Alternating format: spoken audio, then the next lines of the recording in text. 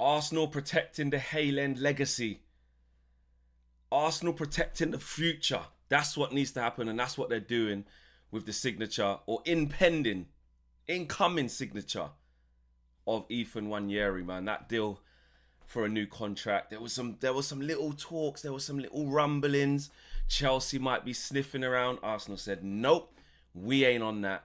We're keeping our Hale superstar. We're keeping the future of Arsenal right here at the club. And listen, I think they had to do it. It was very interesting with the news of Noni Madueke. What's happening there? What does this mean for Ethan Nwaneri? You know what I'm saying? He got a lot of game time last year. Probably should have got more, really. Should have got more in the period where Saka was out, but he didn't. Even when Odegaard was out, should I say, he should have probably got more then and maybe played a little bit more centrally. Arteta didn't quite trust him there, but when Saka was out, he did play quite a bit on the right. And he was excellent. He was excellent. He's got such a bright future ahead of him, man. This kid looks the part. He does really, really look the part. And it's interesting what David Ornstein says in his reporting. He actually says that there was no game time demands during discussions. And it just goes to show you, innit? Obviously, Ornstein speaks when it's time to speak. There's always a lot of noise, and we react to the noise. We react to rumours. That's what we do, innit? We talk about football. But when it's all said and done and you get the sort of end goal, you get the big piece of reporting that basically tells you what went down versus what didn't. David Ornstein is saying it's not like the kid was, and I'm adding on to this, in my opinion, him saying that there's no game time demands during discussions. That shows me that Ethan Nwaneri and his camp were very calm and relaxed about this situation. You know, at all times, Fabrizio Romano has said that Ethan always gave priority to Arsenal despite interest from several clubs. Of course, there's going to be loads of interest from this kid, for this kid, because he's a top talent. He says after progress in talks reported last weekend, Nwaneri and his camp have now agreed to sign the contract to Arsenal.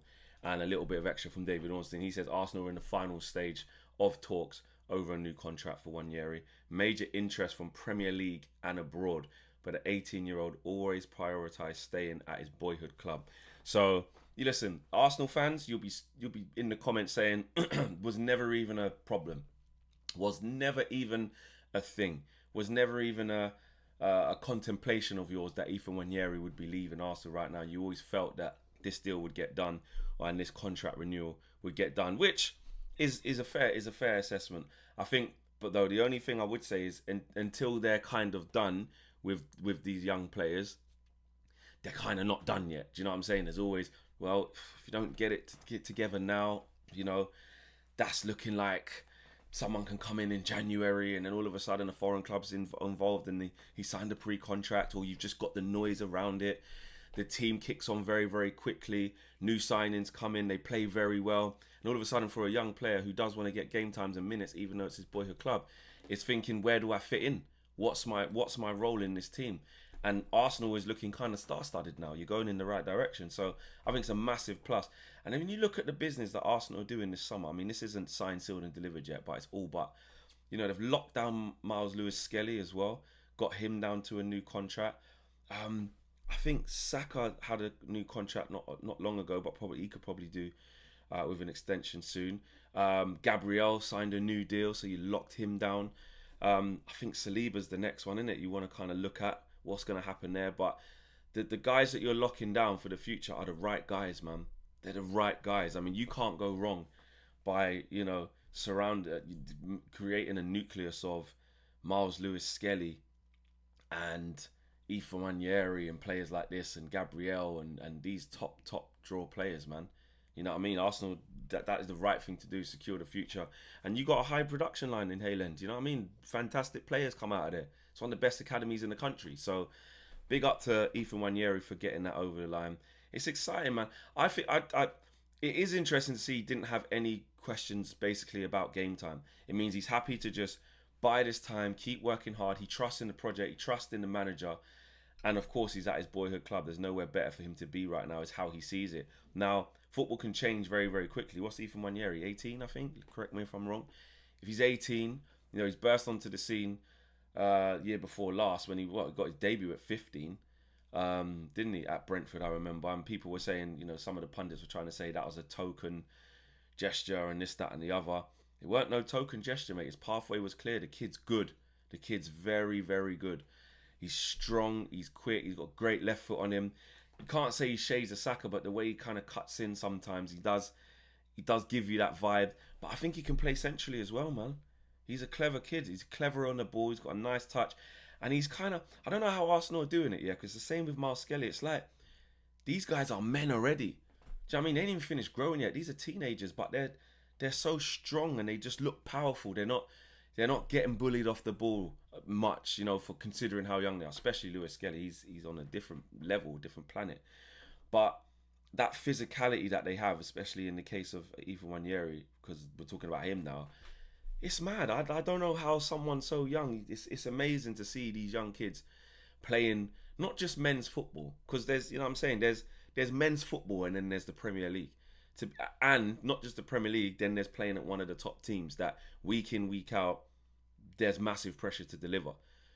Just because you're young, it doesn't alleviate the pressure to deliver. It can sort of give you a little bit of a bias sometimes when performances are down and the team's not performing. Yes, obviously the fans rally behind you more and say, listen, don't blame the young kids. Don't get onto them. It's the senior players you're looking at.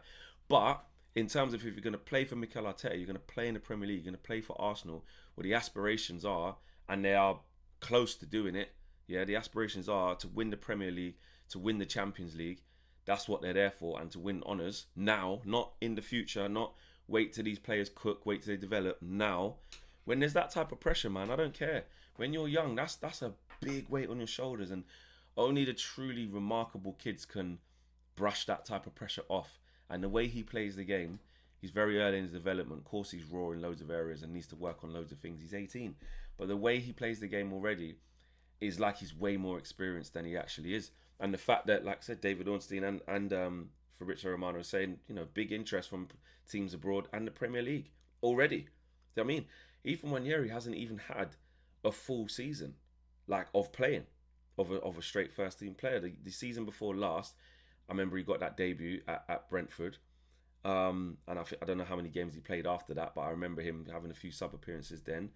This year got trusted a little bit more, of course.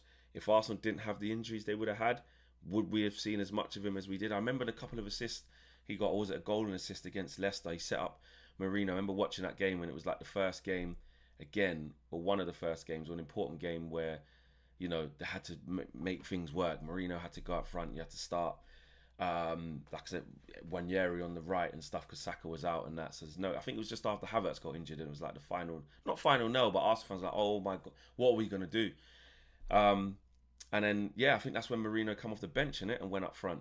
Did he come off the bench in that game? I think he did. Correct me if I'm wrong, Arsenal fans. You guys watch you lot week in, week out. But I remember him coming off the bench and scoring the 2 goals against Leicester. And Ethan Nwaneri was a big part of that in the absence of Saka and that. And I remember going, wow, this kid's got something, man. He's got something. And many other games last year. The kid has got something. So Arsenal have got their man. That's what they needed. Big up to them. Smash a like on the video. Subscribe to the channel if you are new, man. I'm out of here.